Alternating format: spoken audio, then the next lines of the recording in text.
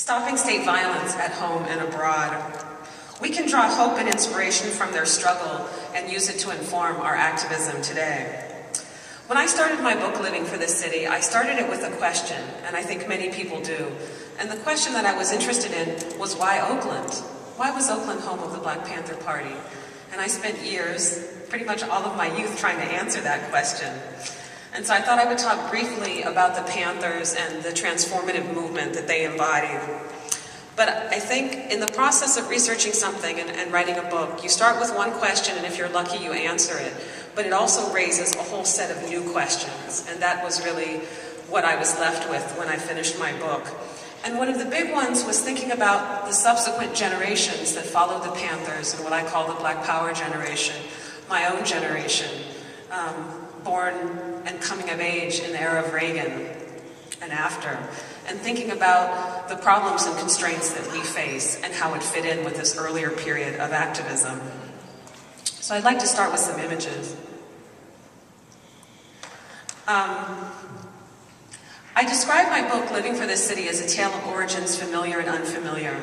And what I mean by that is that the Black Panther Party appears in popular culture, and it's a story that we always think that we know. Founded in October 1966, the March on Sacramento, police patrols, Huey Newton and Bobby Seale. But what I found when I started researching it is that much of the history is not known.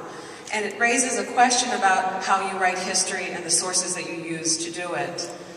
After starting this research, I saw that much of the history that was needed to write the history of the Black Panther Party and the Black Power movement more broadly wasn't contained in traditional archives. And I felt that it was necessary to do oral histories and to create an oral archive, an archive of the rank and file people involved. And in the process of doing that, I found a very different history, one that challenged a lot of the expectations about who the Panthers were and how they came to be. And some of the important themes that I found were, first, that while the party was thought of as the quintessential northern urban Black Power movement that contrasted the movement for nonviolent civil disobedience in the South, most of the Panthers came from the South. They were Southern migrants who settled in West Coast cities. And that experience of traveling from the South to West Coast cities and encountering the state of police and prisons was foundational to their mobilization.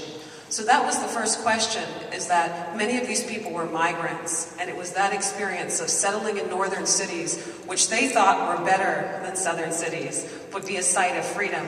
And instead, what confronted them in many respects was policing, incarceration, and juvenile prisons 40 years before mass incarceration.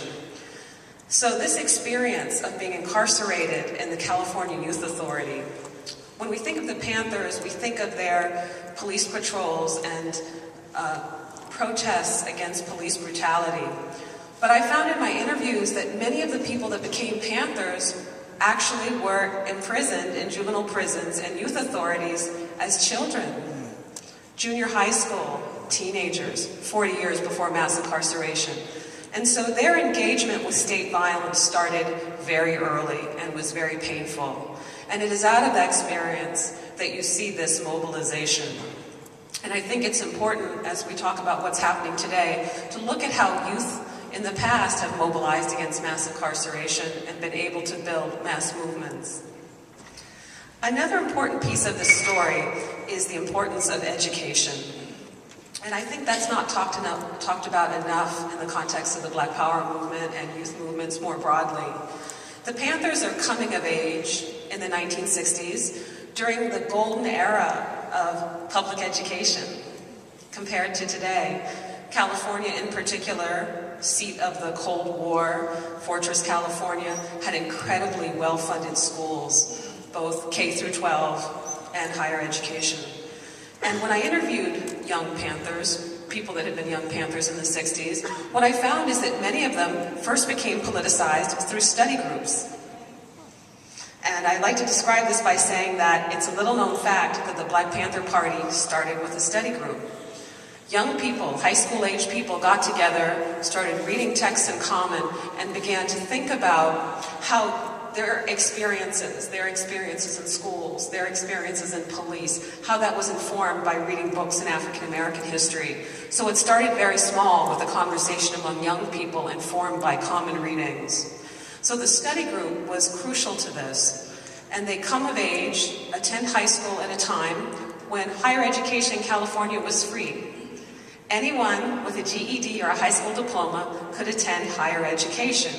And lo and behold, a lot of the infrastructure for the Black Panther Party and the other Black Power organizations that emerged in the 60s started in those public college study groups. So our public schools and our public universities like City College are crucial, absolutely crucial to political mobilization. So I just wanted to show you some hopeful images because we're going to be talking about mass incarceration, which is a very hard and difficult thing to talk about. But I wanted to go back and think about this period in the 60s and the transformation of youth and the movement that they produced. I like to call these images Black Power before and after. This is a picture of Oakland in the 1950s. And it's taken at a community center in Defremery Park, which was the center of Black Oakland in World War II in the 1950s. And this is a picture of a state-sponsored recreation program. This is the same community center 13 years later in 1968.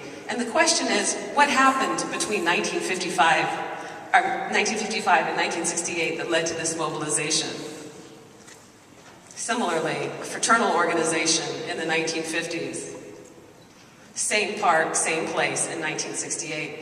So Living for the City is going to trace this self-transformation of young people in a time of global upheaval. A key part of talking about this is migration.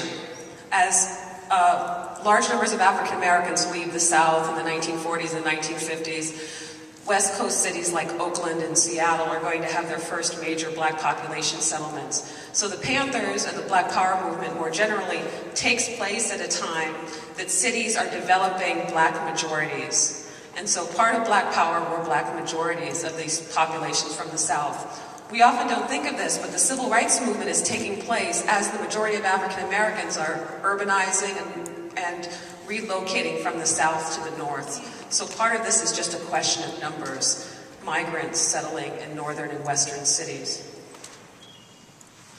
This is a picture of Merritt College, which I call the true home of the Black Panther Party. It was a community college that was located just on the edge of West Oakland. And this is a place where the world changed quietly when no one was watching, when the first generation of migrants come of age, begin to join study groups and become politicized through this process. So education was absolutely central to the revolution of the Black Power movement.